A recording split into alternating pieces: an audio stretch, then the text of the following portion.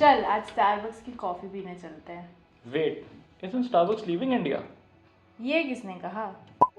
Don't worry, Starbucks is not leaving India. कुछ time पहले social media में उड़ती उड़ती अफवाह थी कि स्टारबक्स इंडिया छोड़ के जा रहा है and then Starbucks clarified this. Hey guys, welcome to our first video and आज हम बात करेंगे स्टारबक्स की फर्स्ट फेल्ड एंट्री से लेके उनकी विक्ट्री कहानी and what the future will hold for this American coffee giant in India and so much more. अच्छा, जब भी मैं स्टारबक्स के बारे में सोचती हूँ मेरे मन में ये एक सवाल हमेशा आता था कि स्टारबक्स की कॉफी इतनी महंगी क्यों होती है। चलो देखते हैं। Starbucks की कॉफ़ी इतनी महंगी क्यों होती है? Now there are two primary reasons for Starbucks की coffee being this expensive. The first being Starbucks के premium coffee beans and the luxury experience they aim to provide. Now Starbucks doesn't use normal coffee beans. They use premium Arabica blends as well as the unique blends they create, which means their coffee a bit more expensive than the other places. It's not just about coffee. Customers pay for a premium ambience and it also offers the third place concept, which is a space to work or relax. So you see, Starbucks positions itself as a lifestyle brand and its pricing reflects exclusivity. Basically, they make a status symbol in markets like India, just like iPhone. And also because it is a global brand, you will see Starbucks in prime locations, which means high rent. 2007 में India में Starbucks आई थी लेकिन फिर वो fail हो गई। क्या Starbucks fail हो गई? मतलब फैंसी कॉफ़ी और वो कूल वाइब्स चल ही नहीं पाई? हाँ, इंडिया में स्टारबक्स चला ही नहीं और उस टाइम सीसीडी बहुत फेमस था। लोगों को 300 की कॉफ़ी भी महंगी लगती थी और उसके ऊपर से वो फिरंगी मेन्यू, उसका देसी टेस्ट से कोई कनेक्शन नहीं था। मेन्यू फिरंगी कहा था। 1980 से पिज़्ज़ा और बर्गर खा रहे हैं लोग।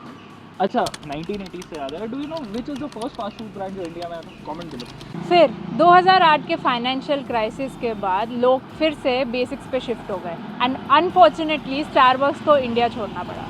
फिर वापस कैसे आए? 2012 में जब उन्होंने टाटा के साथ पार्टनरशिप की, उनको फिर टाटा का लोकल सपोर्ट मिला। फिर उन लोगों ने लोकल चीज़ें भी लाई जैसे कि मसाला स्नैक्स, चाय। फिर पॉकेट फ्रेंडली प्राइसेस के साथ स्टारबक्स इंडिया में छा गया। अच्छा, तो मतलब कुछ भी चीज़ इंडिया में छाने के लिए, चलने के लिए एक देसी टच और एक प्राइस सेंसिटिविटी की जो ऑडियंस है उसको लेके चलना पड़ता है। Now, in a country like India, people prefer chai over coffee या फिर हाँ, South की filter coffee.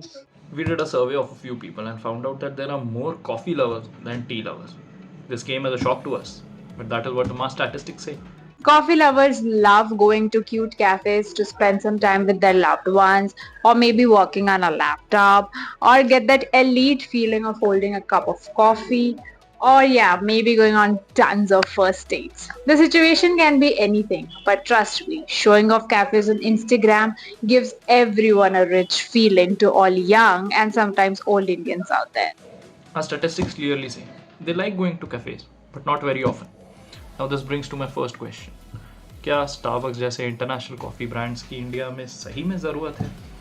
और मेरा दूसरा सवाल, indigenous coffee brands like Blue Tokai and Third Wave doing better than Starbucks in India? Tier 1 cities, Tier 2 cities and a few Tier 3 towns as well have their own local artisanal brands wherein they blend their own coffee with their own localized brews, and the price point is also lower than what these international coffee brands are. So somewhere around 150 and 250 you can get a premium coffee experience. Why would someone go to brands like Starbucks? So now for Starbucks, the post-COVID scenario was something जो बहुत ज़्यादा important period था Starbucks की। वो कैसे? अब जो middle class की जो इनकम्स थी या जो मिडिल क्लास इनकम ग्रुप्स थे, उनकी जो बाइंग पावर थी वो इन्फ्लेशन के बाद एकदम से घट गई। अभी उसका क्या मतलब कि जैसे बर्गर किंग के सीईओ ने भी कहा था कि now what people prefer in their restaurants और even in McDonald's what people prefer in this premium as well as हमारे जो use to fast food brands है कि अब जो उनके महंगे बर्गर्स या पीपल डोंट प्रेफर दैट महंगा items rather than go for their nominal and their easy items, जो मतलब उनके जो रूटीन आइटम्स है। लाइक मैकडॉनल्ड्स में आप मैकवेजी और मैकालू टिक्की की सेल्स एकदम राइज अप होते देखोगे मे बी। और वो हमने देखा है दैट इज़ अ सिनारियो कि कोविड के बाद से लोगों की स्पेंडिंग पावर का जो पैटर्न है वो चेंज हो गया। नंबर एक ये रीज़न। नंबर दो, कोविड के बाद जिस तरीके की डिस्क्रिपेंसी हुई है, the way people had there doubts in their mind regarding brands कि अब मैं कौन सा ब्रांड मेरे लिए अच्छा है, कौन सा ब्रांड सेफ है. So people started using products of trusted brands like Starbucks की. वहाँ सेल्स बढ़ गई क्योंकि एक Tata back product.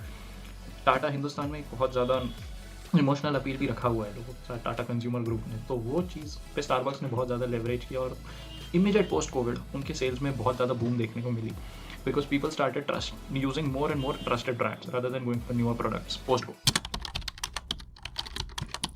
Starbucks in Australia entered in 2000 and thought कि since this is a coffee nation और हमारे सिमिलर कल्चर, सेम कल्चर के हमारे भाई बंधु ही है तो हम तो यहाँ चल जाएंगे. लेकिन यहाँ पे कुछ अलग था.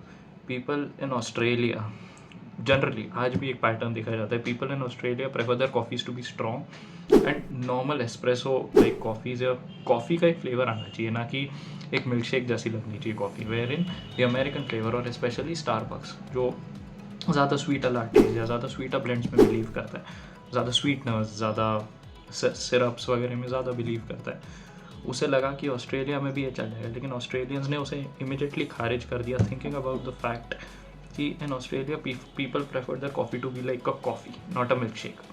And when this happened in 2008, by 2008, Starbucks had to shut down almost 2/3 of its stores in Australia. Italy, the birthplace of espresso. Starbucks faced an even tougher challenge out there. Italians loved their quick shot of espresso and they were not a fan of lounge-style cafes or takeaway cups. To them, Starbucks felt too foreign and commercial and at last वो लोग Italy के deep rooted coffee traditions के साथ vibe नहीं कर सके. सिर्फ India में ही लोगों को स्टारबक्स की कॉफ़ी महंगी नहीं लगती है. इटली और ऑस्ट्रेलिया जैसे कंट्रीज को भी स्टारबक्स बहुत प्राइसी लगता था, इसलिए वहाँ पे भी वो ब्लेंड नहीं कर पाई ढंग से. So coming back to our main question, Starbucks India छोड़ के जा रहा है या नहीं? तो अभी सवाल ये है आगे क्या. What is the Starbucks strategy to sustain in India? क्या वो लोकलाइजेशन है या एक्सपांशन है? स्टारबक्स ने अभी 2028 तक टारगेट किया कि that they want to open around over 1000 stores across India and not just in tier 1 and tier 2 cities but also target tier 3 cities as well and have an omnipresence everywhere across airports. Try different formats like drive-thrus, kiosks, experience stores. तो Starbucks ने ग्लोकलाइजेशन में believe किया है, देसी flavours का तड़का डालने की कोशिश की. Starbucks has tried to come up with the flavors which the Indian audiences accept along with ingredients that are used in a routine Indian household. Jaggery lattes और अलग अलग तरीके के टर्मरिक ब्लेंड्स लाके स्टारबक्स ने कोशिश की है कि हिंदुस्तान को और ज़्यादा वाकिफ़ करा सके उनके कॉफ़ी स्टाइल से, blending with the Indian taste. अब शायद ये बहुत ही कम देखा जाएगा जहाँ पे स्टारबक्स ने खाने को भी बहुत तवज्जो दी है.